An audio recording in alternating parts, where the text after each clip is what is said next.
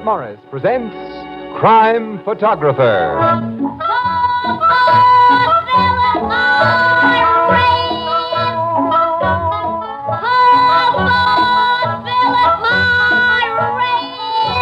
It's a wonderful, wonderful feeling to wake up fresh with no cigarette hangover. Yes, you'll be glad tomorrow you smoked Philip Morris today.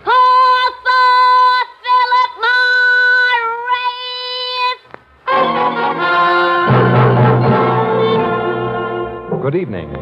This is Ken Roberts greeting you for Philip Morris and inviting you to listen to another adventure of Casey, crime photographer, ace cameraman who covers the crime news of a great city.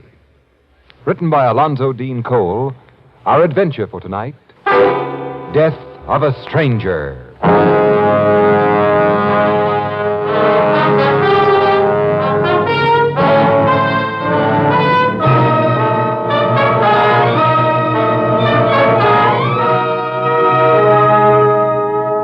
Morning, a little after 10 o'clock.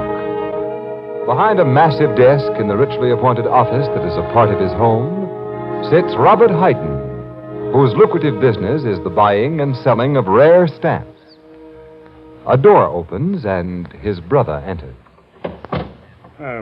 What do you want, Ronald? An old fellow outside wants to see you. Who is he? He wouldn't give me his name. He said you'd know who he was if I told you he has, the 3 skilling orange error. He has the 3 skilling orange error? Well, don't ask me for an explanation. He wouldn't give me any. For your information, Ronald, the 3 skilling orange error is a Swedish stamp. The only one known to exist is owned by an ex-king who would be a most unlikely visitor to this office. Your man outside is a nut. Get rid of him. But the old chap acted perfectly sane. I said get rid of him. Very well. Oh, wait, Ronald. Can't you learn the least thing about a secretary's duties? I've done something wrong again? You've just wasted my time, Ronald. Look, I've had to support you most of your life, and mine. When my son Horace was taken ill, you offered to take over his job. But you've been nothing but a bother. Now, file these letters, and correctly, please. I'm going upstairs and see Horace. He's gone out for a walk. Why, the doctor told him to stay in bed. Oh, that young fool. If he has a relapse when I need him, I'll see if he's gone out. Answer that telephone and say that I'm out. Wait. I'm expecting a call from my son, Arthur. If it's him on the wire, say I'll have that check for him this afternoon, and not to bother me about it before then. What check? Oh, he'll know about it. Pick up that telephone. I'm going up the back stairs. Robert Hayden's office. His secretary speaking. Well, you're learning, Uncle Ronald. Soon you'll be a better secretary than I am. Oh, it's you, Horace. Mm-hmm. Is Dad there? He just went upstairs to raise the dickens if he found you out of bed. Well, I'm down in Market Square. I walked all the way here, and I feel fine. Oh, your dad won't like it. Does he ever like anything I do or you do? The only member of the family who ever gets a decent word out of him is my little brother, Arthur. Is he around now? No, but your father's expecting him, I think, to pick up a check. Another check for the fair-haired boy, huh? When I want extra money, the old man tells me to live on the salary he pays me. Well, now, Horace, your father tries to be... Uncle Ronald! What? Come here! Someone help! What was that, Uncle? Your brother, Arthur, he's yelling. Hold the wire, Horace. Uncle Ronald! What's wrong, Arthur? I just came into the outer office, and I found that man. Look at him. Good. Arthur, Ronald, what's going on here? Who is that? That's the stranger who wanted to see you, Robert, the man who gave me that message. There's a knife in his throat. I found him slumped in the chair like that. Is he dead? Yes, Arthur, the man's dead. Looks like suicide.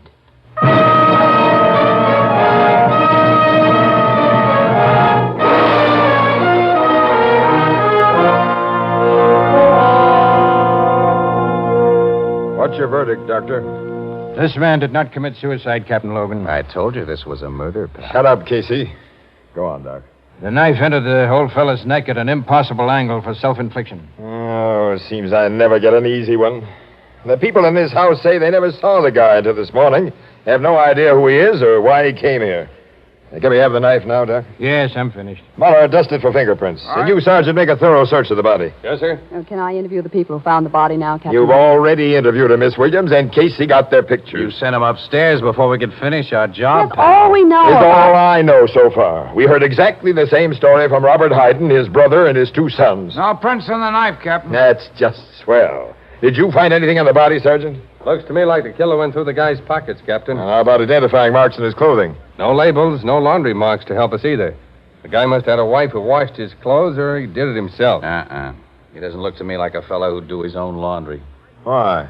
Well, look at his face. You can tell he was a nervous, sensitive, artistic type, Logan. His kind go dirty before they'll do boresome jobs like washing clothes. Yeah, this guy had an interesting face, Annie. Mm-hmm. Yeah. Well, that's a nice face. At a time like this, you talk about an interesting face? Sergeant, ask the Haydens to come downstairs, all of them. I want to talk to him again. Right, Captain? You think one of them may have been the killer, Captain? Miss Williams, how can I think anything yet about this case? I merely asked. Hayden has quite a fancy setup in this big old house, hasn't he? He's many times a millionaire. Did he make his dough in the rare stamp business, Logan? No, in the stock market. I understand he made a big killing there and sorted the proceeds away, quit speculating, and made a business out of what had been his... I've heard that he's recognized as one of the world's greatest authorities on philately. On what, Annie? Philately. It means stamp collecting. Oh.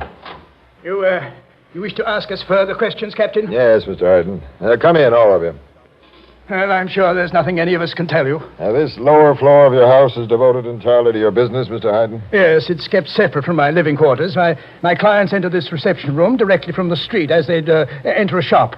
My private office is in there, and my secretary has a room off that door. Your son has acted as your secretary? My eldest son, Horace, until several weeks ago when he was taken ill.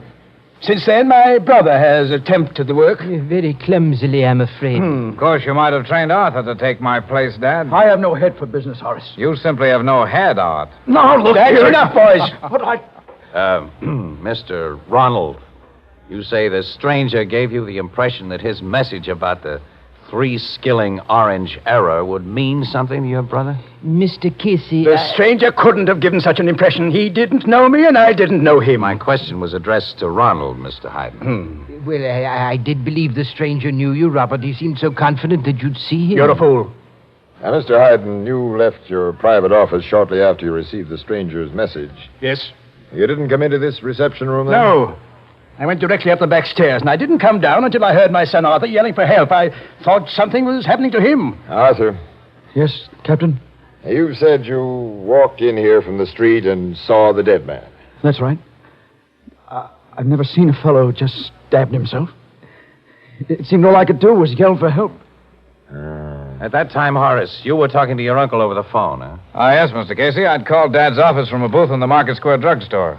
I held the wire while Uncle Ronald went to learn the reason for Arthur's yells, and when he came back on the wire and told me the reason, well, I naturally flagged a cab and hurried home. You reached here before we cops did, Mr. Horace. Yes, you policemen certainly took your time in getting Well, here. if you'd correctly reported the stranger's death, we'd have come here faster, Mr. Hayden. What do you mean? You said the man had committed suicide, but we found a murder. Murder? That man didn't kill himself? He did not kill himself. Well, but then, who killed him? And why? That's something I think one of you 4 men can tell me. Now he's thinking, Annie. Yes, Casey. And I wonder where it'll get him.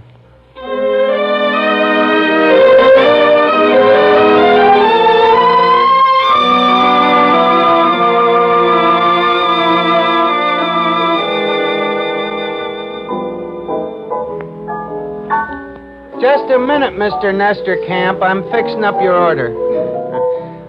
You say Logan got nowheres with them Haydens, huh, Casey? No, nowhere at all, Etherbird. They haven't changed their stories a bit. And the victim's identity has to be known before Captain Logan can hope to prove that one of the Haydens or anybody had reason to kill him. Logan lost his sense of values on this one, Annie. Showed his hand too soon. There's no clue to the stranger's identity, huh? Nope. That makes things really tough. You think any one of them Haydens could have done it except the one who was telephoning from Market Square? I don't know. And we won't know anything about this stranger until... You know, that guy's face haunts me, Annie. You know, it's the kind of a face that you don't forget. Yeah. If the paper had print that close-up I took of him. Yeah, somebody would be sure to identify it. Why won't they print it? Well, did you ever see a close-up of a guy with a fresh knife wound in his throat? No. Well, you won't. In any family newspaper, Ethelbert. Too many customers wouldn't like it. Well, I'm a customer, and I wouldn't object. Well, all right, pal. You asked for it. Here's the picture I took of the dead stranger. Oh. You see? Yeah. Hey, that dead guy is Mr. Carfora. What? He lives in my neighborhood, Casey. Well, where? Oh, who was he? Where? What was he? Mr. Carfora owns a little old house on Bay Street, just back of the lumber yard. He and my sister Edna sent their clothes to the same wash lady. And she says he'd done some kind of work in his house, but she didn't know what. Annie, we're going to that house on Bay Street right now. First, I'm going to kiss Ethelbert. Blue Note Cafe, Ethelbert Oh, it was Williams.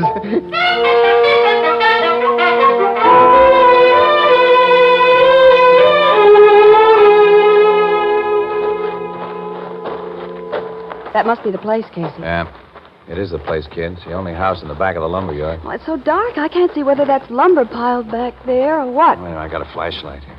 We should have phoned Captain Logan to join us. We'll let that lug in on this after our exclusive is in the bag. Come on, Annie. You're going to break into the house? Oh, not break in exactly. I'm kind of handy at opening doors without causing any damage. Well, I hope we can find something in there that establishes a motive for Carfara's killing. I have a hunch we will find something. Casey! Explosion. It was in Carfara's home. Hey, look, the place is on fire. That man. He's running from the house. You stay there, Annie. Casey, come back here. After I get a good look at that. He's shooting at you. Your flashlight. Shot it right out of my hand. That was foolish, mister. You got no target now. Another miss, fella. Try again. Now, that gun flash gave me a target. Now I've got you. Casey! Casey, where are you? I can't see. Answer me, Casey. Answer me. Oh.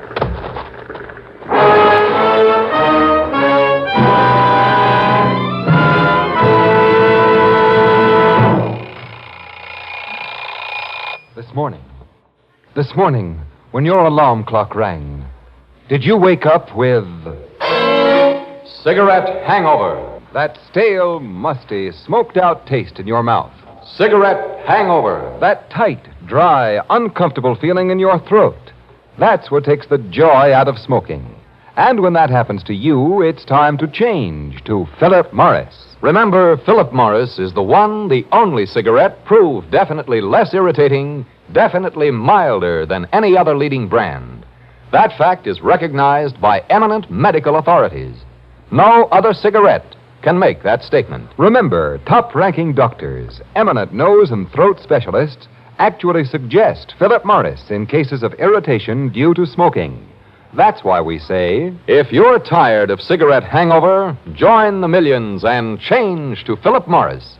You, too, will discover in Philip Morris a milder smoke, a fresher, cleaner smoke than you've ever known before. Yes, you'll be glad tomorrow you smoked Philip Morris today. Philip Morris, America's finest cigarette.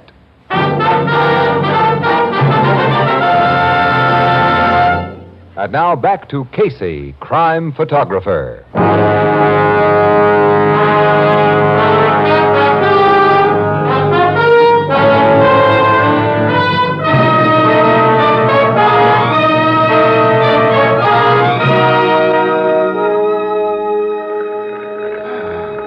Sure you're okay, Annie? Yeah, I didn't really black out, Casey. The wallop I got was just a glancing blow. There's a welt on my head the size of...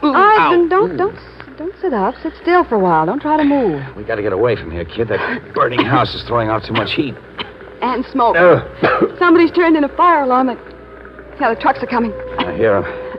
And it'll be too late to salvage much from that little shack. Any evidence we might have found there is ashes by now. The man who shot at us and slugged us set that fire. Sure did. Annie, we may find out something more. What you picked up? A gun. A hot revolver with an empty cylinder. Oh, that man dropped it after he hit us with it. And it might tell us who he is. Let's get it to Captain Logan. Wait a minute, Annie, wait. The firemen will be on the job in a minute. They'll cool off that little house in a hurry. I want to see what's in the ashes.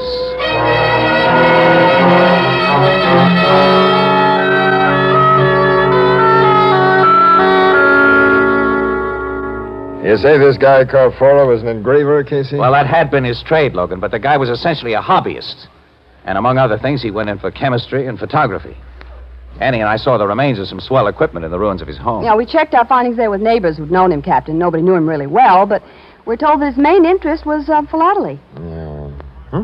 Stamp collecting, dumbbell. Oh, stamp collecting. Well, anybody knows that. Yeah, well, get the connection, though. Carfora was an absolute bug on stamps. He bought them constantly and is supposed to have owned some very rare books on the subject. His collection apparently was destroyed by the fire. And that fire was no accident, pal. It was set by the guy who slugged Dan and me. Have you any idea why? Captain Logan. Yes, Sergeant? I just got the report on the gun Casey found, sir. Oh, good. Swell. Well, let's have it. A permit for a revolver of this make and serial number was issued 6 months ago to Arthur Hayden. Arthur? Well, that's the youngest son and his father's favorite. Arthur's the one who discovered Carforo's body. Sergeant, issue an order for the arrest of Arthur Hayden. Wait a minute, Logan, will you? Before any arrests are made, before anyone's told about that gun or our identification of the stranger, let's have a talk with Robert Hayden. The old man. Yeah. He could have used his kid's gun tonight. He's the big stamp man, and stamps are the link with Carfora. All right, let's have a talk with Robert Hayden.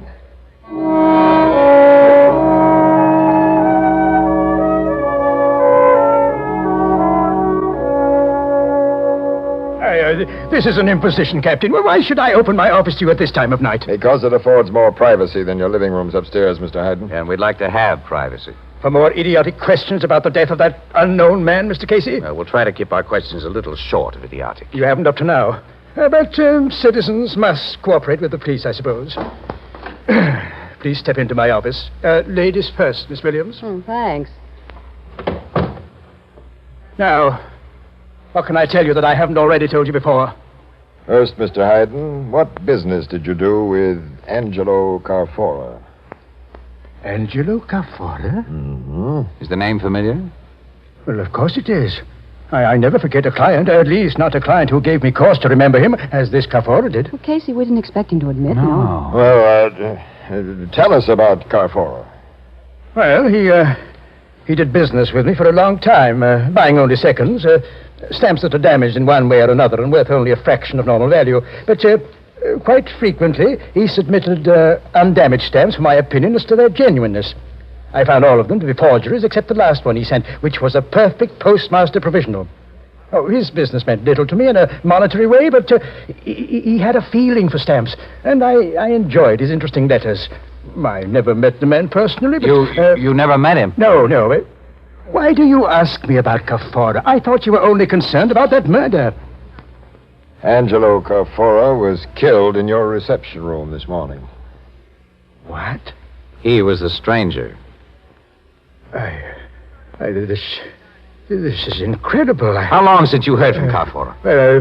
At least a year, maybe 2 years. Why was he killed in my place? Mr. Hayden, have you bought some very rare stamps in the last year or so? Stamps you paid a lot for? Yes. Less than a month ago, I was lucky enough to get Mauritius twopenny blue. Several weeks before that, I acquired a 9-pence lilac brown of Ceylon, and but you don't know about stamps. These are among the blue chips of philately. I paid a high price for them, but they were perfect specimens. Well, who did you buy them from? Well, I've made all my best buys lately through the... That gunshot. Slug got Hayden in the chest. Fired from that doorway. And then the door slammed shut. Well, it's locked now. Lend me some of your weight, Casey. Right.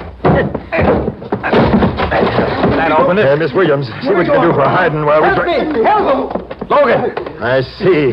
Break, you two. Break! This gun was on the floor beside him, Logan, a hot gun. It's Arthur's gun, Captain. I knocked it from his hand. You gave me no chance to explain, Uncle Ronald. You can explain now, Mr. Arthur. Both this gat and the one you dropped at Carfora's place tonight. But I don't know what... I heard a shot. What's happened here? Horace, your brother Arthur... shot his father. Arthur? No, I didn't. Captain Logan, I'm afraid nothing can be done for Hayden.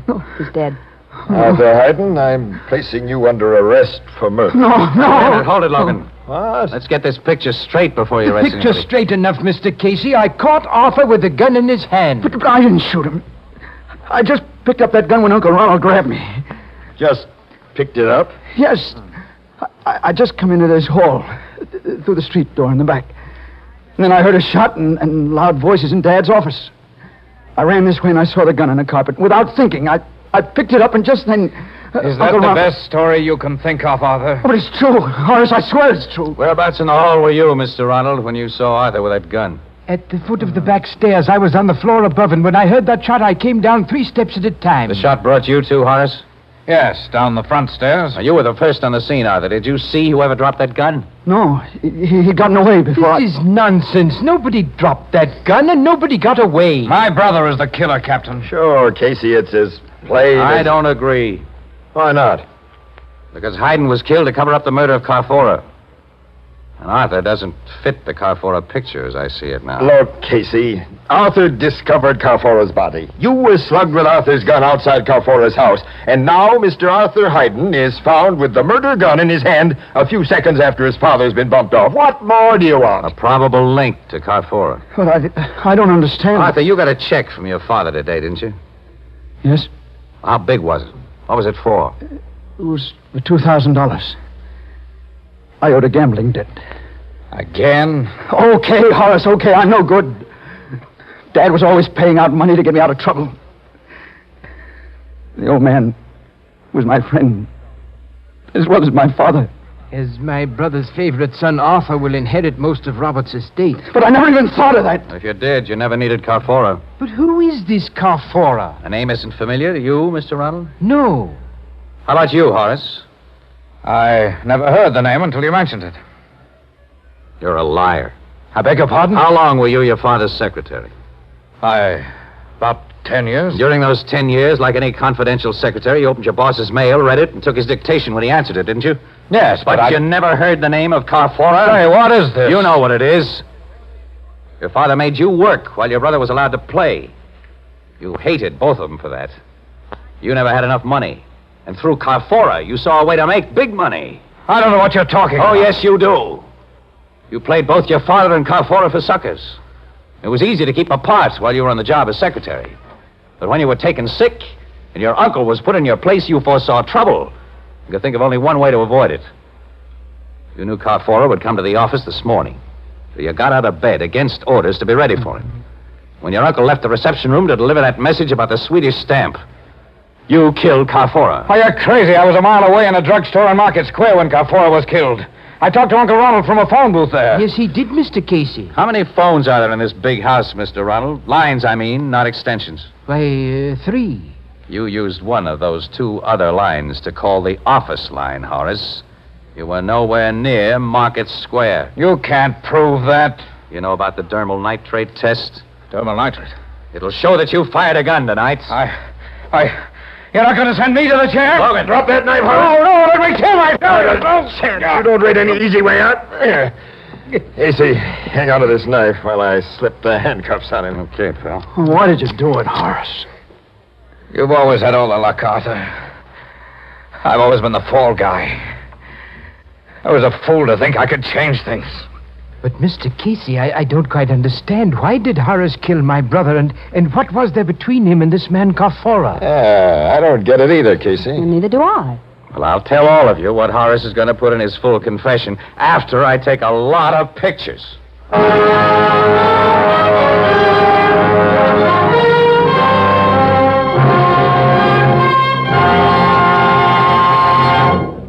We'll join our friends at the Blue Note in just a moment. But first...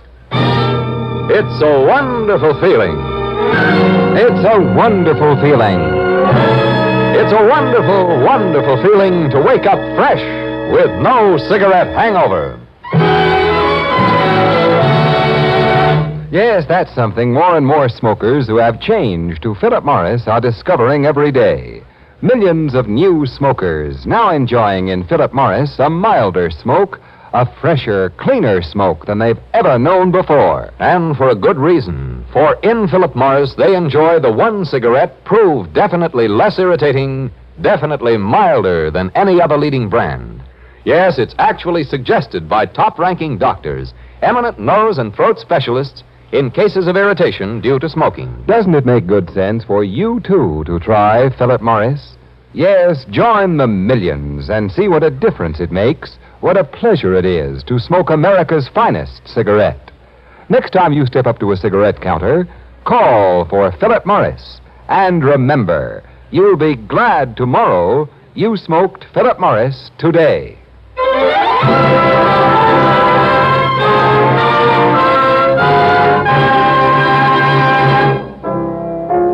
Did Casey call a turn on Horace's full confession in advance, Miss Williams? Pretty nearly, Ethelbert. Well, what was the Carfora setup, and how'd you know? It was all very simple.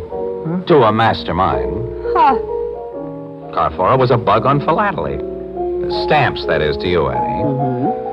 He was a skilled engraver who had a lot of fine chemical and photographic equipment, and somebody wanted to destroy the place where he lived and worked. All of which didn't mean much to your mastermind until our talk with Robert Hayden. He supplied missing parts of the puzzle.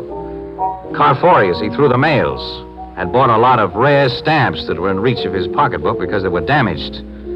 He'd sent Hayden a lot of undamaged stamps for appraisal. In Hayden's expert opinion, all were forgeries except the last. Which told the great Casey that Carfora had been trying to make perfect stamps by copying damaged ones and had finally succeeded. You mean he was a stamp counterfeiter? Yeah, that's right. But he didn't try to pass his counterfeits off as a genuine article, though. He wanted to sell them for what they were, perfect copies. But Horace was hit with a big idea. He made a deal with Carfora, and an exclusive secret deal, but in his father's name. And then stamps for which he paid Carfora only a few dollars, he sold to his father and other collectors for thousands. Gee, what a racket. And like all crooked rackets, it couldn't last.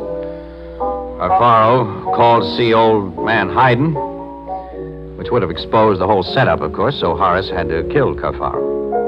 Then he removed all identification from the little guy. Which gave him time, as he thought, to set fire to Carfara's house and then destroy all the evidence of his counterfeiting activities before the police could see the evidence and smell a rat. Then Horace shot his old man to keep us from smelling the same rat. And tried to frame his brother for both jobs. Nice guy. Charming person. Annie, it's lunchtime. Would you like to put on the feed bag with a really charming person? Meaning, of course. Oh, of course, but the great Casey. Are you paying, or do we go Dutch, or must I lend you 10 until payday? Now, that's a nice question. Well, it's a fair one. Like all the masterminds of my acquaintance, you're usually broke. Well, as a matter of fact, tonight I am. No wonder. What do you mean? Well, he's been associating with stamp collectors all day. What's that got to do with it? Philately. Don't you get it?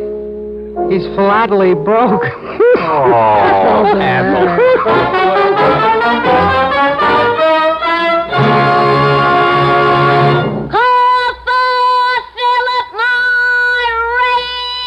Friends, remember this. If you're tired of cigarette hangover, call for the one cigarette that gives you a milder, fresher, cleaner smoke. Yes, from now on...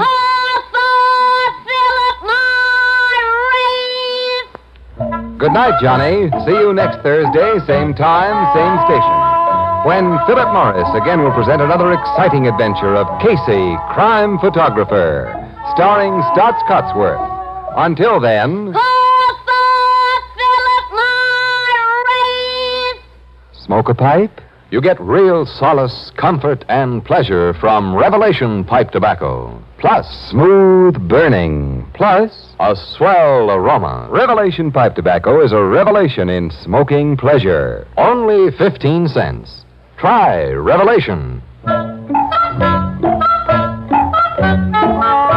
Crime Photographer is produced and directed by John Dietz. It is written by Alonzo Dean Cole and is based on the fictional character of Flash Gun Casey, created by George Harmon Cox. Original music by Cy Fewer, and the program features Jan Miner as Anne and John Gibson as Ethelbert. Herman Chittison is the Blue Note pianist. This is Ken Roberts saying goodnight for Philip Morris, America's finest cigarette. This is CBS, the Columbia Broadcasting System.